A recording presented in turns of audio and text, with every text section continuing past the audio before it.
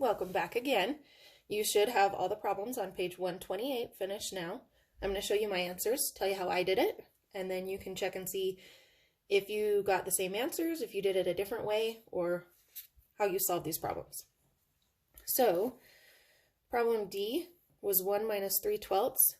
I decided the first thing I wanted to do was change the 1 whole into 12/12, so I could do that. So I did 12/12 minus 3/12, and I got 9/12. And then I still had this 5/12 that I needed to subtract, so I did 9/12 minus 5/12 equals 4/12. A lot of these subtraction problems, you'll find that they're a little bit easier to solve if you break them up into two different problems. I promise it will help if you take the time to do that. On the second one, I had 5/8 plus 4/8 plus 1/8. I did 5 and 4 first and got 9/8.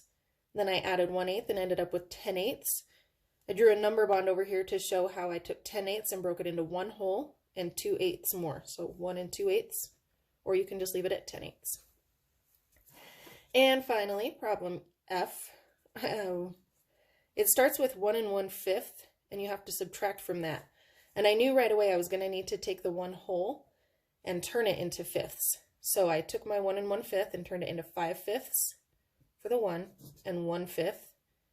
And if I put those two together, I end up with 6/5.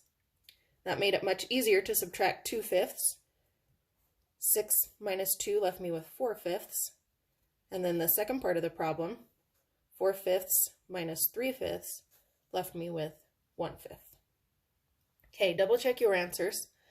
And as you all very well know, it's possible that I might have done 1 or 2 wrong or missed something. So let me know if that's the case. But check your answers, and then the next thing you're going to do is I want you to solve all 9 problems, all 9 boxes on page 129. Okay, those are going to be your practice problems. All 9 problems here on page 129. And number 2. Number 2 is an interesting one to think about, and it's not really a right or wrong. You just get to pick which strategy you like best after you decide what they did. Number 3 today is totally optional, but it'll be really good practice if you want to do it. And finally, your exit ticket looks like this today, but we're going to try something different. So the problems are here on paper, and I want you to solve them on paper. But after you solve them on paper, instead of having to somehow take a picture of it, we're going to try a little bit different strategy. In the lesson on Google Classroom, there is a digital exit ticket. It says exit ticket lesson 18, and it's actually a Google form.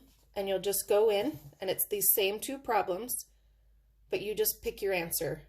There's multiple choice. So solve these 2 on paper, then go to the digital exit ticket and mark your solutions.